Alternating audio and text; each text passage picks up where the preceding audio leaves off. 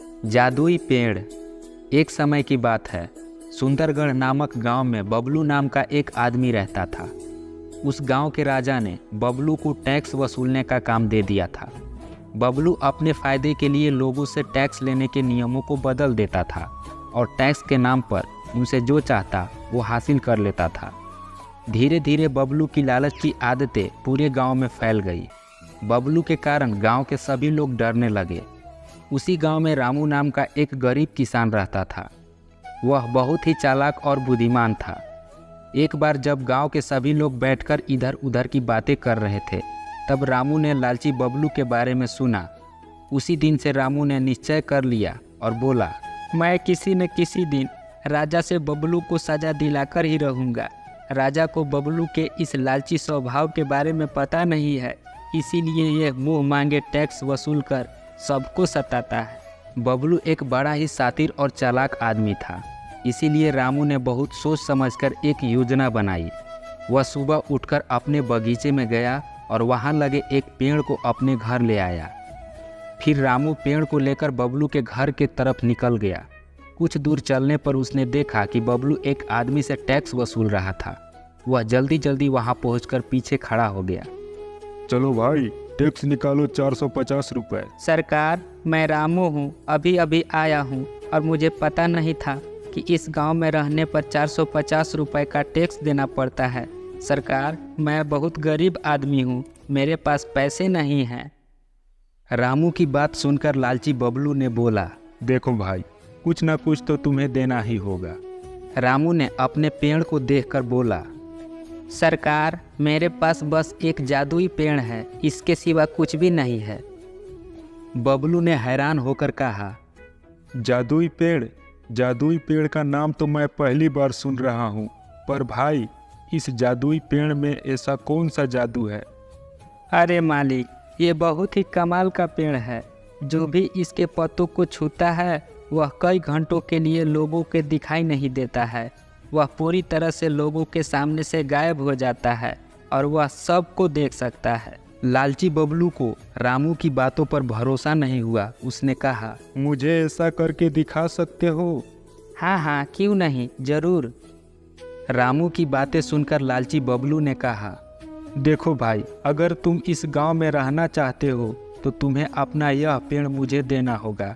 मैं तुम्हें इस गांव में बिना कुछ दिए नहीं रहने दूंगा।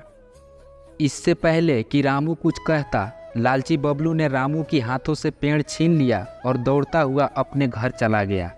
घर जाकर उसने पेड़ को छुआ। वहीं पास में उसकी पत्नी बैठी हुई थी। उसने अपनी पत्नी से पूछा, सुनो, क्या तुम मुझे देख सकती हो? पत्नी को बबलू की बातें सुनकर गुस्सा आया और वह बोली, क्यों नहीं देख सकती? क्या मैं तुम्हें अंधी नजर आती हूँ? अब बबलू बड़ा ही परेशान हो गया। वह दूसरे कमरे में गया और उसने पेड़ की पत्ती को तोड़कर अपने हाथों में लिया और वापस रसोई में आकर अपनी पत्नी से बोला, अब क्या तुम मुझे देख सकती हो? तुम्हारा दिमाग तो ठीक है ना? आखिर तुम कहना क्या चाहते हो?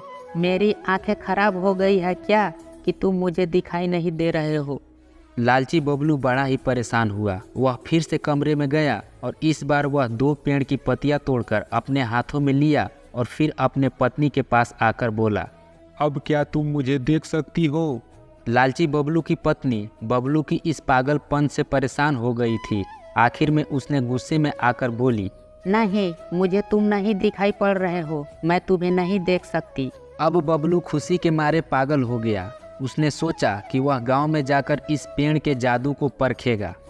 अगले दिन वह गांव में निकल गया और साथ में जादुई पेड़ की 2 पत्तियों को तोड़कर अपने हाथों में ले लिया।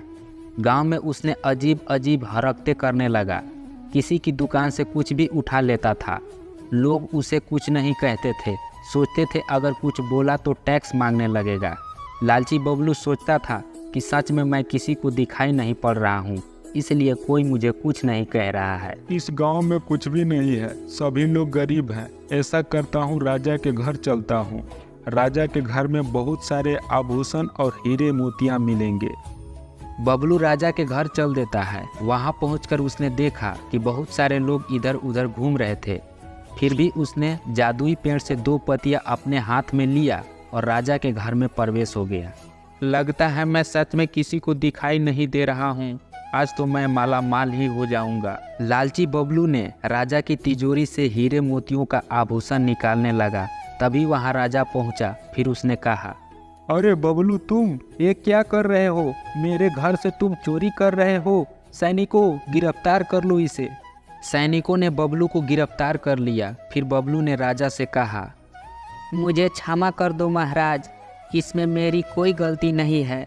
इसी गांव का एक गरीब किसान रामू ने मुझे जादुई पेड़ दिया, जिसकी पत्तियां छूने पर कोई भी व्यक्ति अदृश्य हो जाता है। ऐसा उसने मुझसे कहा था, लेकिन आज मुझे पता चला वह झूठ बोल रहा था, क्योंकि आपने मुझे देख लिया, मैं गायब नहीं हुआ। ये पागल हो गया है। भाला पेड़ की पत्तियां छूने से कोई गायब होता है क्या?